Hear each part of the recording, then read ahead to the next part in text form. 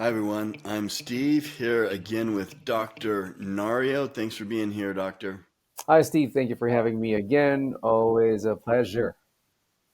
All right, so we're going to talk about something that's pretty popular on this channel, TRT. And you just got back from Vegas, I think, hmm yeah, where you always go down to get caught up on all the newest research and information and so on. So before we get going, Dr. Nario is at Biointegrative Health Center in Reno, Nevada. You can check them out online and see all the things that they treat and all the treatments that they do. So, Dr. TRT, everyone who watches the channel knows that I am on TRT. Not a huge dose, a pretty small dose. Um, so, we always hear, there's a lot of fear out there about um, testosterone. And you were the one of the first ones that really encouraged me to get on TRT because of the dangers of low testosterone. hmm But a lot of people have fears. They have fears that, it's gonna mess up their heart. And we're not talking about massive, you know, steroid doses here. We're talking about replacement therapy to get the testosterone in a normal range. So just so everyone's clear, we're talking about testosterone in a normal range. That's what TRT is supposed to do. But then there's still those worries out there about it's going to harm this, it's going to make me unhealthy, it's dangerous. So what's the correlation between um, TRT, testosterone, and um, your prostate, or it's what is the measurement that they do? PST, is that the PSA. measurement? PSA, PSA. That's the measurement that is tested for almost everybody that's on testosterone. So what's the correlation there? Tell us, tell us that the latest research and opinions. Well, Steve, let's start with the definitions of both first. So TRT, we all know that it's testosterone replacement therapy. And this is something that we always do for patients mostly of age over 60s and above. This is replacing testosterone as deficient for the reason that there's aging already. In the process of creating your own testosterone is difficult for your own testicles.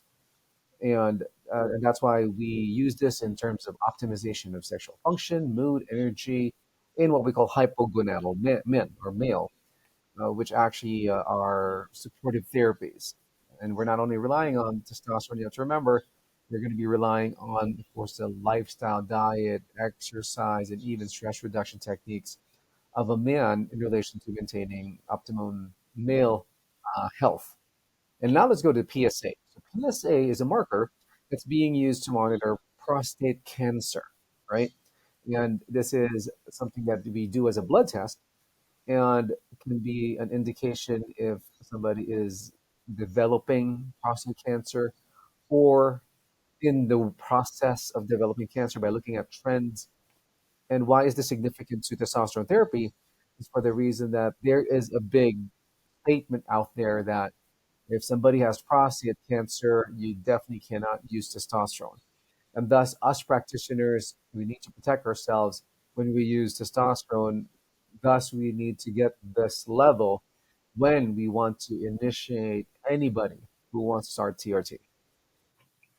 So what you said, usually you start people depending, I know you test their testosterone and you also test their PSA. And let's just say, um, well, let's say that what would you do if the testosterone was low and the free testosterone was low, but the PSA was kind of high, maybe higher than what you normally see in this person's blood work?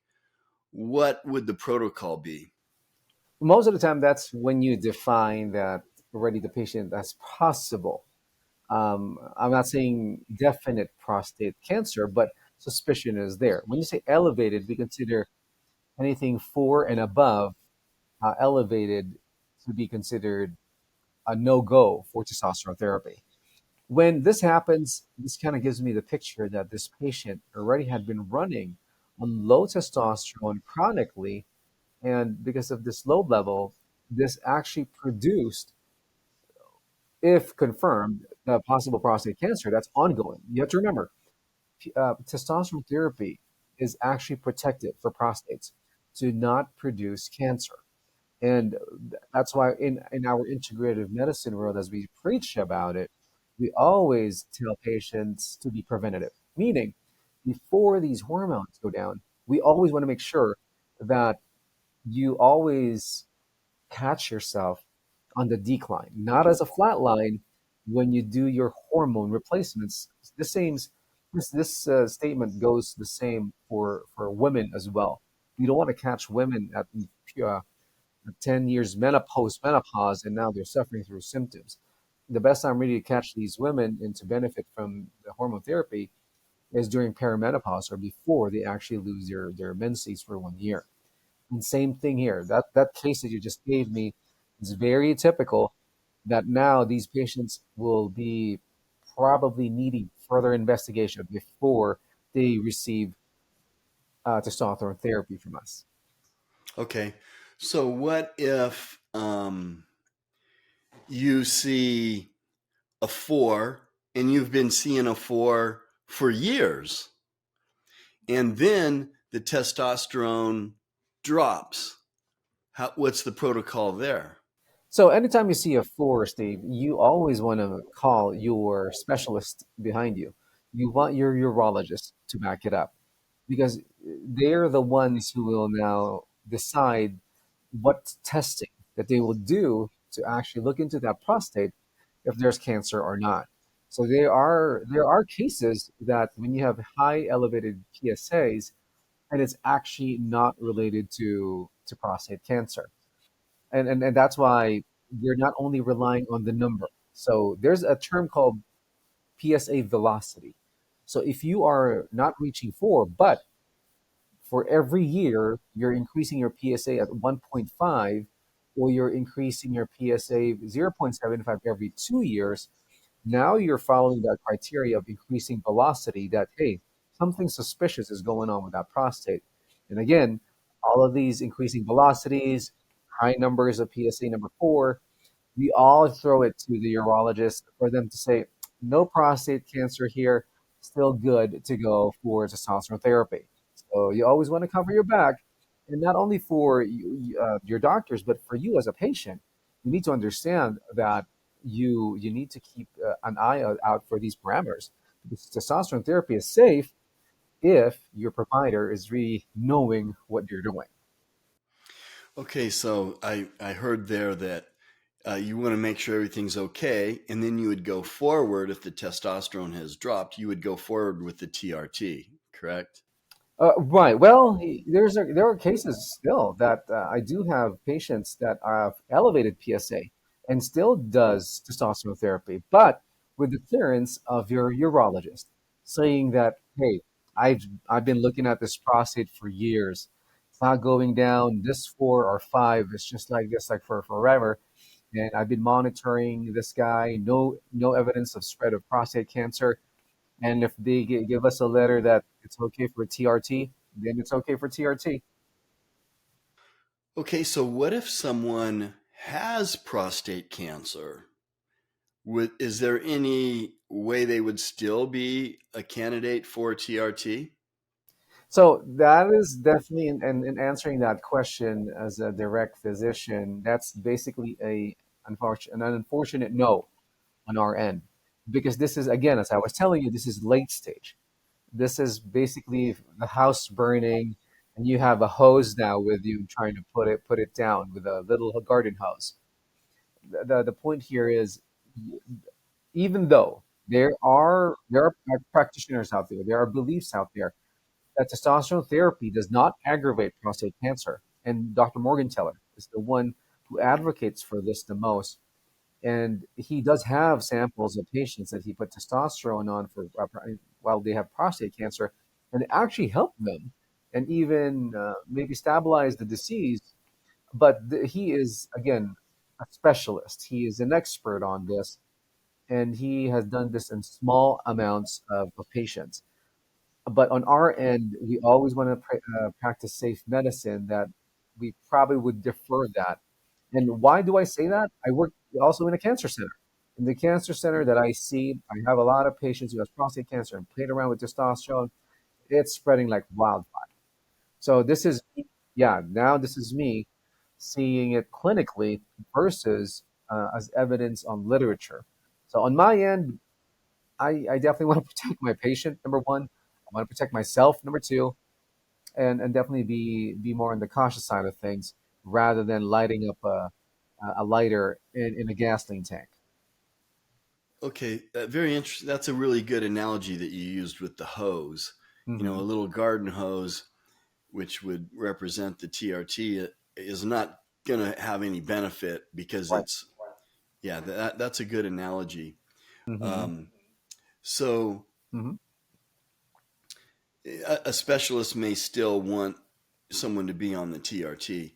So what, this is kind of a little rabbit trail, but I'm curious in your practice, because I know it's something that you do. How early would you put someone, I know everyone's different, on TRT? Would you put someone on TRT who's 25 if, their testosterone was 250? Right. That's correct. You know, Steve, if I say yes to that, by tomorrow, I'll probably have a good line of patients lining up in front of my door, and they're going to be doing backflips. So I'm not going to do that. So definitely, the criteria for testosterone therapy would be patients who are actually over 60 most of the time, and there are patients who are younger who actually would tell you that and would sign a consent that I don't want to have children anymore. So the thing there is, this is really the reason why you don't want to use testosterone at an early age, because it lowers down fertility, number one, right? And for these young guys who shows up with a level of 250, 300, and it's all tanked down, bottoms up, the reason is that is usually the culprit is number one, stress. The stress that we live in lowers the testosterone level of these young ones, and also not only stress, but xenoestrogens and all of these junk that we have, the food that we eat, the diet, the lifestyle, the sugar, the pre-diabetes, the high cholesterol, the inflammation that we bring in.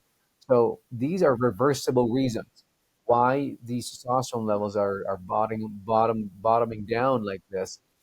And testosterone therapy is not the run or go-to therapy. There's HCG, clomiphene.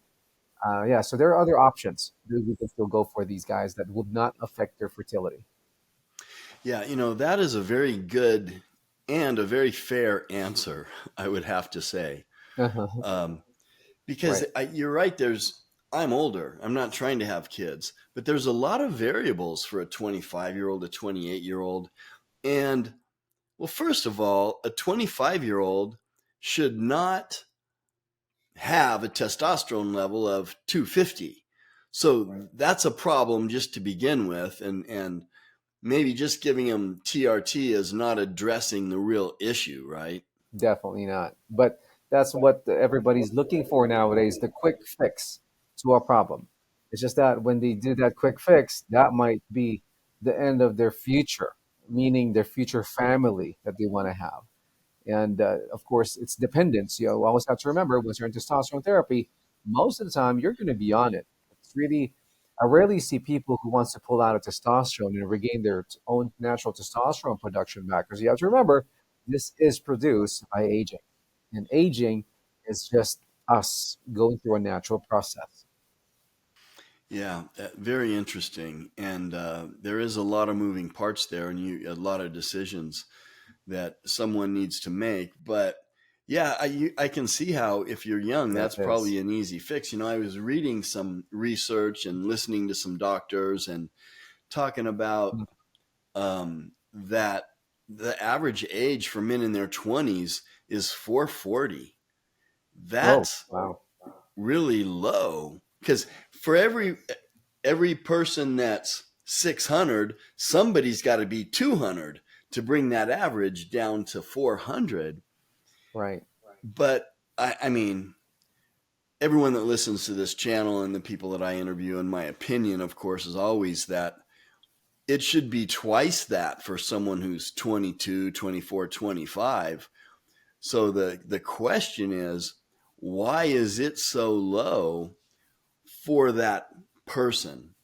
So, any last thoughts, doctor, on the correlation and any tips for people out there, what to look for, or maybe what to ask their doctor about the two things, the prostate and the testosterone? In any recommendations you can give, or I think a good question is things that people could ask their doctor. Right. So, Steve, with this topic, a very controversial topic, if I may say, the thing that I always want to emphasize to patients is do not overdose on your testosterone. Why? For the reason that people always like having higher testosterone level. It makes you feel good. You're like the king of the world, right? The problem here is when I talk about having low testosterone as a precursor for prostate cancer, high supraphysiologic levels are also precursors for prostate cancer, overstimulation of cancer receptors. That's why putting that level, ideally, we want this to be around 700 to sure 900, sometimes sure 1,000, but not going overboard. And one thing that you would notice here, there are certain parameter checks that we do, like for example, your blood thickness, right?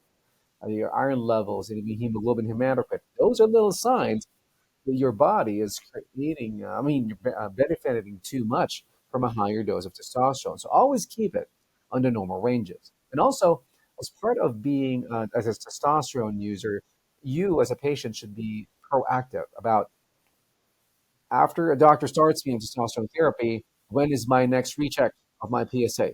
Because when you talk about using testosterone initially on a patient, it will bump that PSA up. It will do that stimulation, but not to the point of pathological stimulation, like, for example, forming cancer cells. It's not going to go that route. So, meaning getting that number after like 3 to 4 months of the initial use, if it's still under 4, if you're not going too fast in terms of the velocity, you're doing good.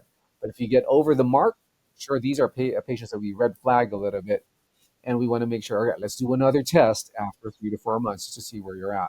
And another caveat that I've seen also and even read through medical evidence is that when you actually start to use testosterone therapy, it uncovers the slow growing cancer that's growing in your prostate. So it's actually good because once it uncovers that cancer, it's now more exposed for therapy. So it removes the cloak, unveils it. And everybody knows prostate cancer is one of the slowest growing cancer that might show up 10, 15 years in the future. But when testosterone gets in there, they're all going to be revealed. And that's why they're easier detected now. And we are able to treat it faster and better. Well, you made another really great point for some of our younger listeners out there. First, a while back, you said women too. Women have the same symptoms as men with low testosterone. So I wanted to acknowledge that you said that. But the point that I really got out of there, especially for guys that are younger and maybe their doctor has them on TRT, is more is not better. And I think it's very tempting for a lot of men, especially, to where, oh, I feel so good. Wow, my arms got bigger, my legs got bigger, I'm stronger. I want to take more. Well, that's usually going to be a mistake, isn't it? Right, that is true. Sometimes, again, the rule is moderation. Everything should be in moderation. Yeah, we're not trying to use the TRT to win bodybuilding contests. Yes. It's to maximize our health and longevity. So those are great points, great advice from you, doctor, as always. Um, so appreciate you being here, and we will talk to you next time. Right. Well, see, one more thing. I want to remind our patients, which I get this question all the time, is uh, I'm expecting a high PSA when I always have this event that I go to the bathroom a lot at night. So, meaning they have this enlarged prostate that they're describing. Usually not. So, you have to remember PSA levels are usually being used for cancer. But we're talking about a benign condition, which is the growth of your prostate as we age. And that's why sometimes that does not correlate with PSA levels. So I just want to differentiate that for patients. And it's really more clinical symptoms that we diagnose that with. Like when you push a little bit more, you dribble in front of the toilet, you don't think you emptied that bladder enough when you after peeing. So these are the signs of what we call benign prostatic hypertrophy. So let's just differentiate that for our viewers out there. Well, you added another great point right there. Just because your PSA is low, your prostate is still maybe getting larger and causing you problems. It's not cancer, but now you have to address the. And look, I don't pee. Maybe this is too much information, but I don't pee like I was in high school anymore. You know, Hey, and you're an open book. that's to be expected, right? Right, Um, right. but at some point, um, it the prostate gets larger and larger. It's That's something that, yeah, throw cancer to the side for a second. It's still something that you may want to address. And I think what you just said is the PSA is not necessarily going to tell you that. Mine's always low. mm-hmm. Um, but Keep it so that way. yeah, you're saying that that doesn't mean at some point you might have to address a prostate that's getting a little larger than what's comfortable. Is that right? Right. Yep, that is not related. Very interesting. Okay, Doc, we appreciate your input, and we will see you next time. Well, Steve, thank you again for having us. As you all know that knowledge is power, and thank you for letting me provide you with edge on longevity and health maintenance, which I call the biological edge or the bio edge.